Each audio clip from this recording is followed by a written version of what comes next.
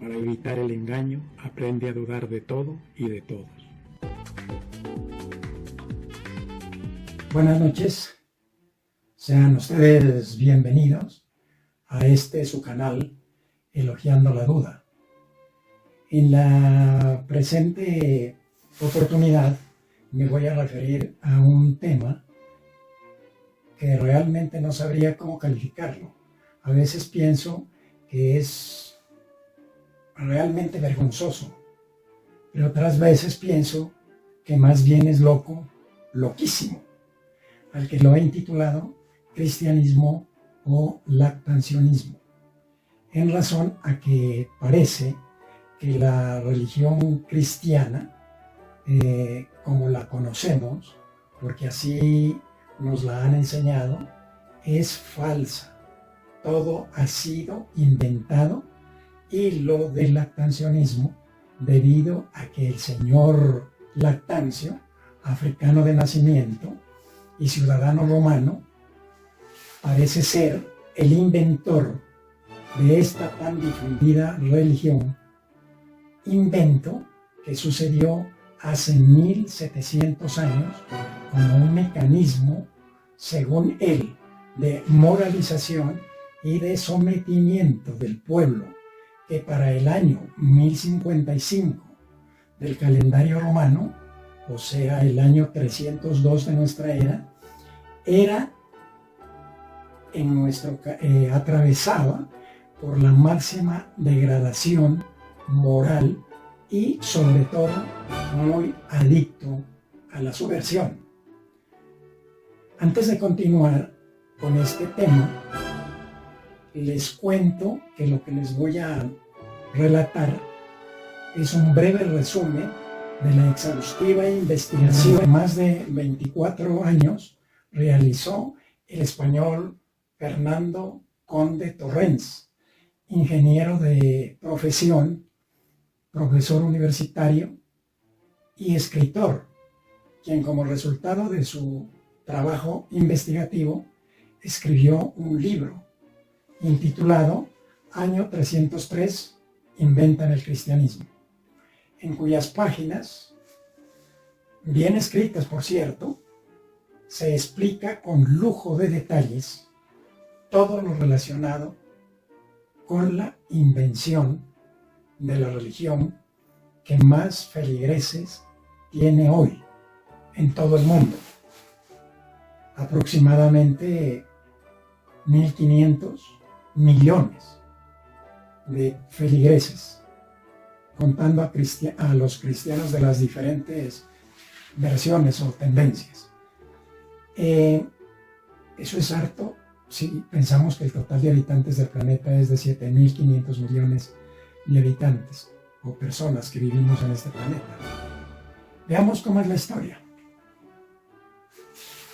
Empecemos conociendo a Lactancio, cuyo nombre completo es Lucio Coelio Lactancio Firmianus, nacido en la ciudad africana de Hippo Regius, Annaba, en la Numidia, actualmente Argelia, antigua colonia romana. Él nació en el año 998 o 245 de nuestra era. Descendía de una ilustre familia, entre cuyos miembros habían importantes ciudadanos, tales como 3 procónsules y varios altos cargos militares en las legiones romanas.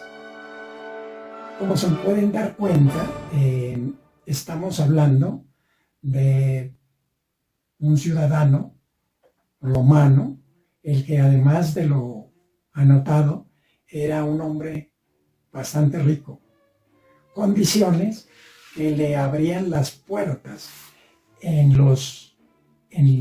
las altas esferas, en los despachos del alto gobierno del imperio. Lactancio era un señor muy ilustrado para su época, aunque un fanático religioso. A sus 57 años era rector, o sea, algo así como abogado, y había sido profesor de retórica con un enorme apego por la investigación, especialmente por la investigación de las religiones antiguas, así como también las de su época. De esta forma llegó a concebir la idea de crear una religión monoteísta, o sea, con un solo Dios, para el Imperio Romano, porque en su ya largo trabajo de investigación concluyó que los pueblos con religiones politeístas, o sea, con varios, donde había gran cantidad de dioses, la gente era díscola, descreída, rebelde y en ciertos casos violenta. En cambio, en el judaísmo, siendo la única religión monoteísta, o sea, con un solo Dios de esa época, la gente era mansa, tranquila, obediente, sumisa, y él atribuía ese tipo de comportamiento al tipo de religión que el pueblo creía, razón por la cual en el año 302 de nuestra era empieza a buscar el patrocinio imperial para lanzar su invento. Fue así como atravesó medio imperio al realizar un larguísimo viaje desde su ciudad natal hasta el corazón del imperio para entrevistarse con el mismísimo emperador. No era de la idea de acudir a mandos medios o a funcionarios medios también del imperio, sino que había que abordar al más grande, al más importante, o sea, a la cabeza. Misión bien difícil si se tiene en cuenta que por razones de seguridad, pues no es tan fácil, o no cualquiera podía acercarse al emperador. Pero Lactancio estaba convencido que si no era así, su invento no sería exitoso.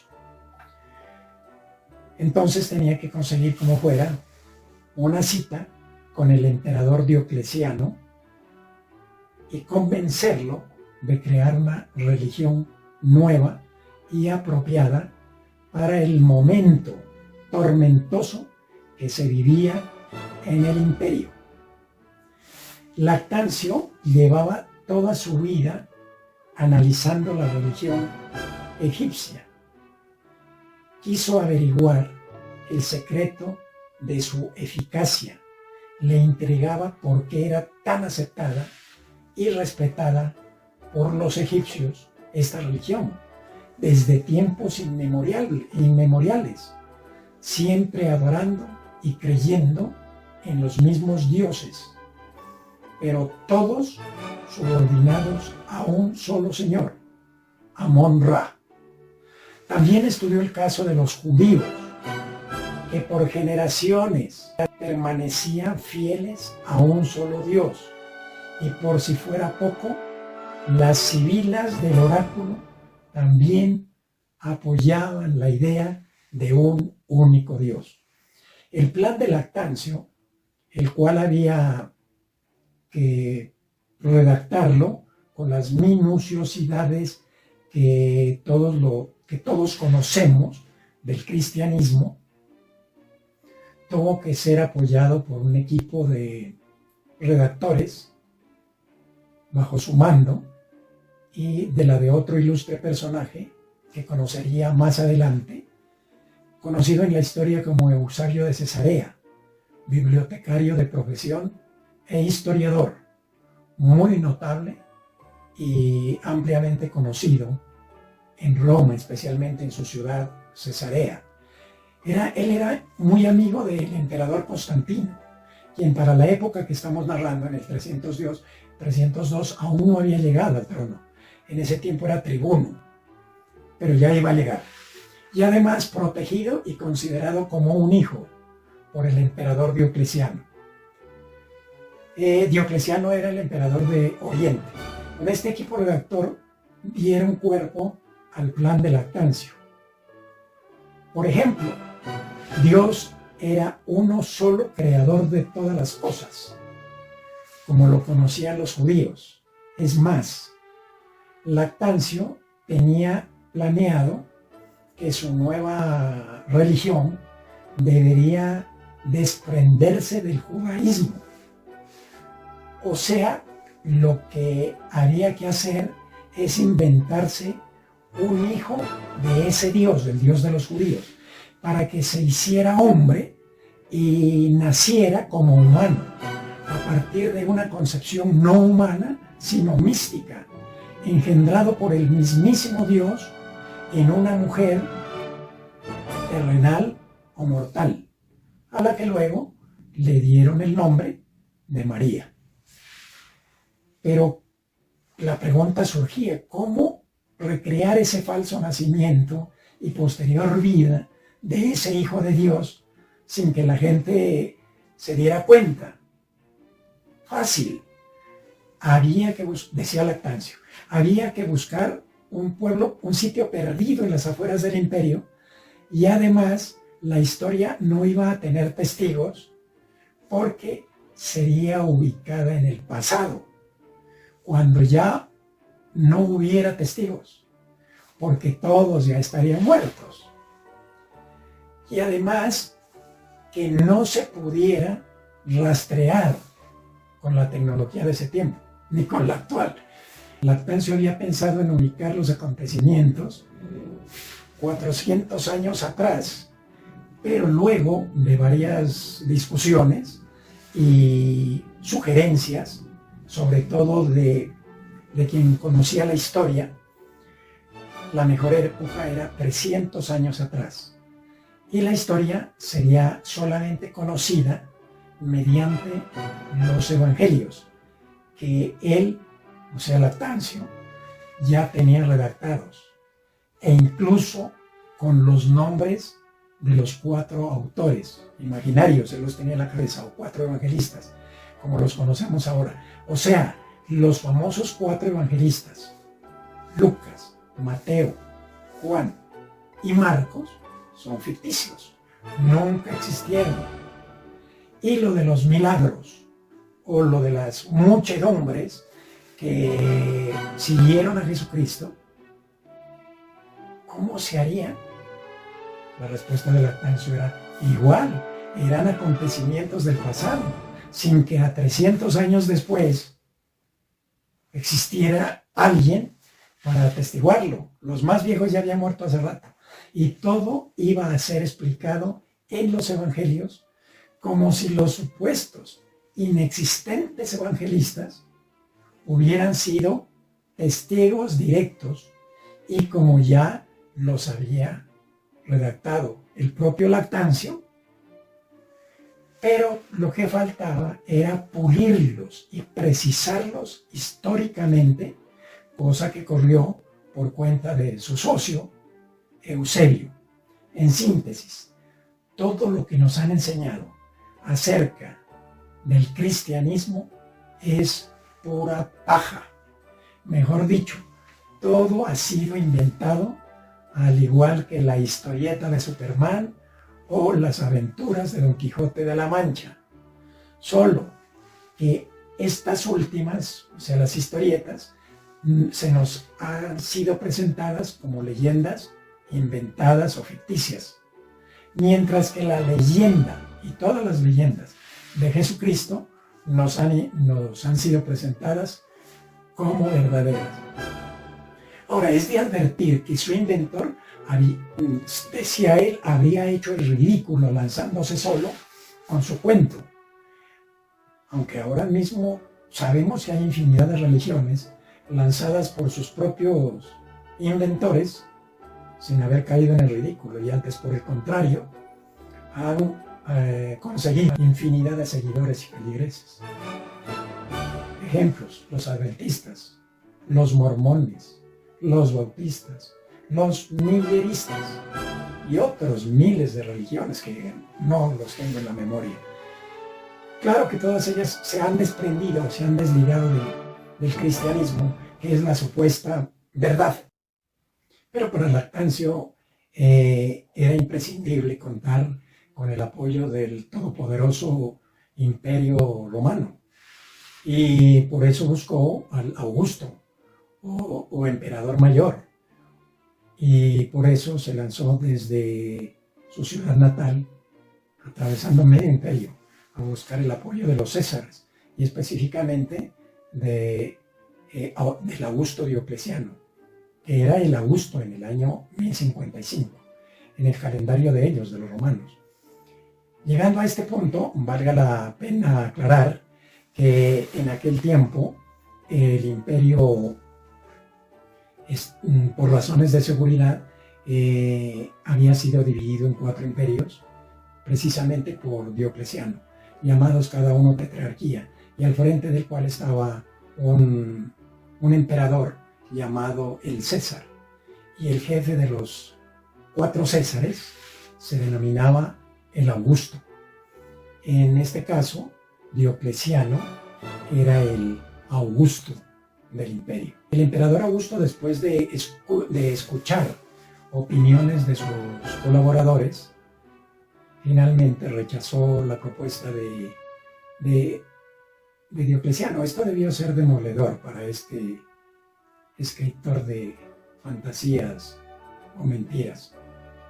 Pero algo pasó que le devolvió la esperanza, y fue la visita del tribuno Constantino, quien confesó que le había impresionado lo que le escuchó cuando se presentó ante el Augusto, y le prometió colaborarle y además presentarle a un amigo, precisamente que se trataba del ya mencionado Eusebio de Cesarea, que era amigo de Constantino, mas no lo era de Lactancio. Pero la idea que tenía Constantino era unirlos a los dos como jefe del grupo de redacción. Y así fue como comenzó la estructuración, yo digo, del más miserable de los engaños a que ha sido sometida la humanidad entera. El engaño estaba tan finamente estructurado que incluso llenaron el espacio de tiempo de los 300 años, desde el nacimiento del supuesto Jesucristo o del acomodado nacimiento de Jesucristo hasta el año 303, en que se lanzaría el invento.